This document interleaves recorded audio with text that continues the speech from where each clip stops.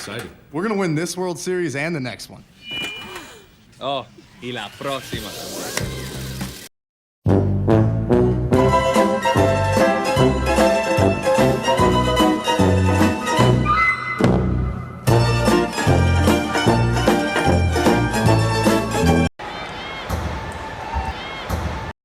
Win and play hard and play well.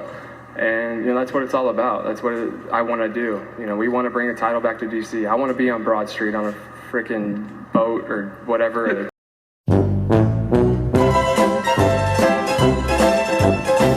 And I can see it in a form of desperation that here I am suddenly faced with responsibility and that I had to do something about it. So my legacy has always been that, really.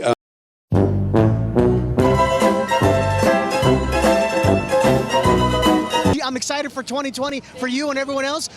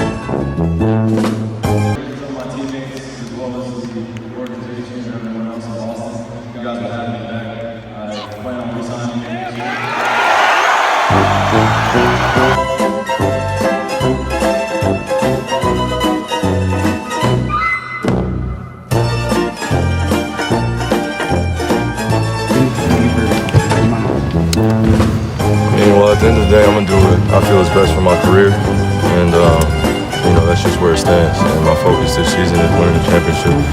Teammates not to tear your shirt. Why? What's that? Did you ask your teammates not to tear your shirt? Why was that? I don't know. I'm too shy. Last time they did that, I got in trouble with my wife.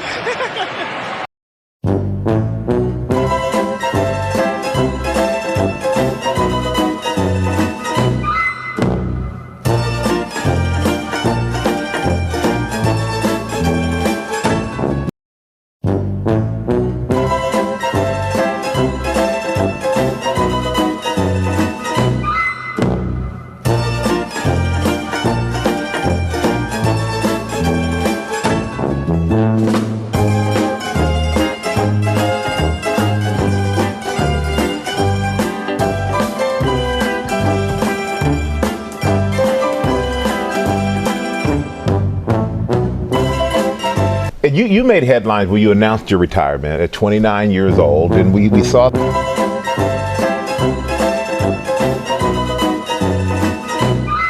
There's a decent chance you're number one.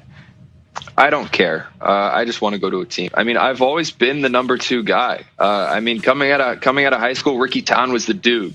He was going to SC. I was going to UCLA. He was number 1 in the country. I was number 2, and he was going to bring USC back to the promised land. Blake Barnett. After Ricky kind of faded away a little bit, Blake Barnett was the Elite 11 MVP. He was the dude that was going to go to Bama, win a couple championships, and Kyle Quist go to the league as a first overall pick. You don't really hear about him too much. Sam Darnold, Baker Mayfield, these dudes that are these exotic, cool, like flashy quarterbacks. That number 1 pick, all this stuff, and I'm number 2. And you know what? I'm going to sit here. And in a couple of years, when all is said and done, I'm confident that I'll still. I was pretty pissed off. I fell. 1, 2, and 3 went by, and just kind of went into a blur after that. I was really angry. Teams were passing on me.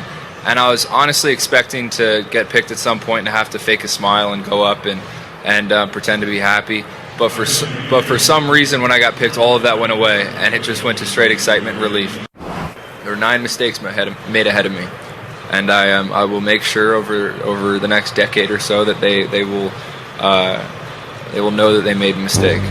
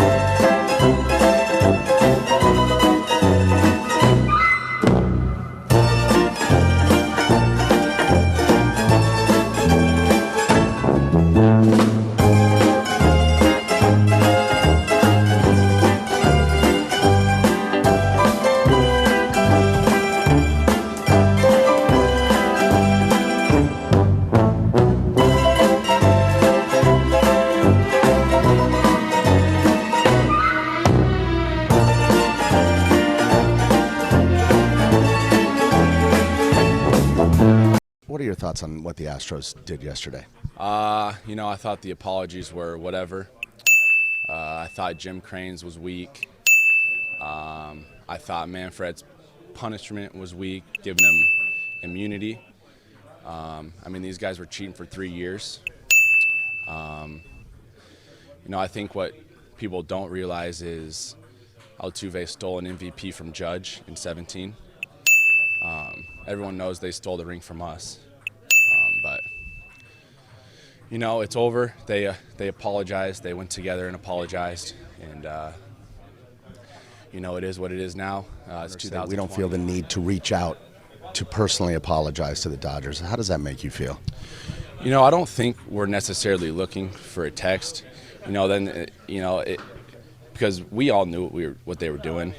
Teams complained to them, to the MLB, what they were doing, and they only started, you know, criticizing it when it went public. So that was another part where they messed up at. We don't need a text. We know what they did. We knew they were cheating the game for 3 years.